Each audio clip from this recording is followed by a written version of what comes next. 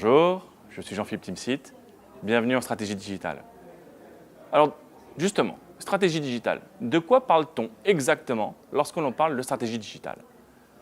La stratégie digitale, c'est comment conquérir un avantage concurrentiel sur un marché en utilisant les méthodes et les techniques digitales. Mais qu'est-ce que ça veut dire exactement tout cela? Qu'est-ce que ça veut dire? Alors, tout d'abord, construire une stratégie. Alors, il y a plein de façons différentes de construire une stratégie. La façon la plus classique, la plus habituelle, celle qui est évoquée le plus souvent, c'est suite à un diagnostic qui caractérise la situation actuelle de l'entreprise, le point A, on fixe une projection de ce qu'on espère que l'entreprise deviendra, de ce qu'on espère que son offre sera.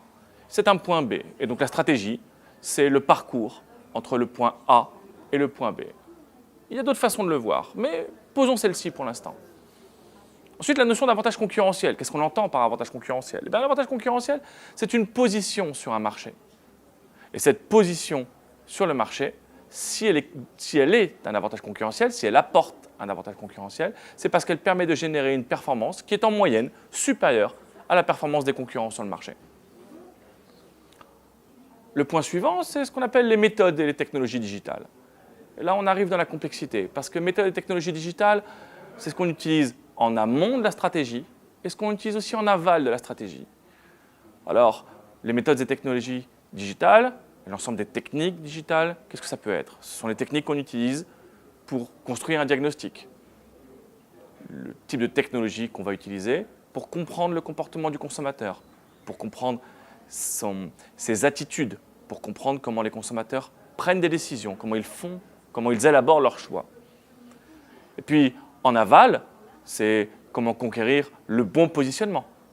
Globalement, ces méthodes et ces techniques digitales, elles sont extrêmement variées et elles interviennent sur tout le processus de la conception de la stratégie jusqu'à son exécution. Enfin, il y a une question qui se pose, c'est la stratégie digitale. Qu'est-ce que c'est? Est-ce que c'est une science?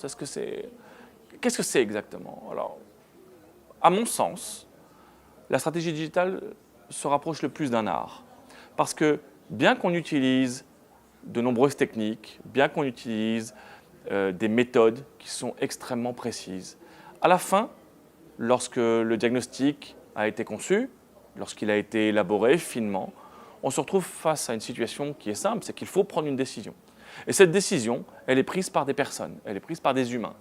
Et elle est basée sur une information qui est imparfaite. Il y a donc une grande dimension d'incertitude dans la formulation de la stratégie digitale. Et cette incertitude, elle est assumée par la personne, par le groupe de personnes qui décident de formuler la stratégie digitale. Et donc, à mon sens, la stratégie digitale se rapproche plutôt d'un art. Bienvenue en Terre digitale.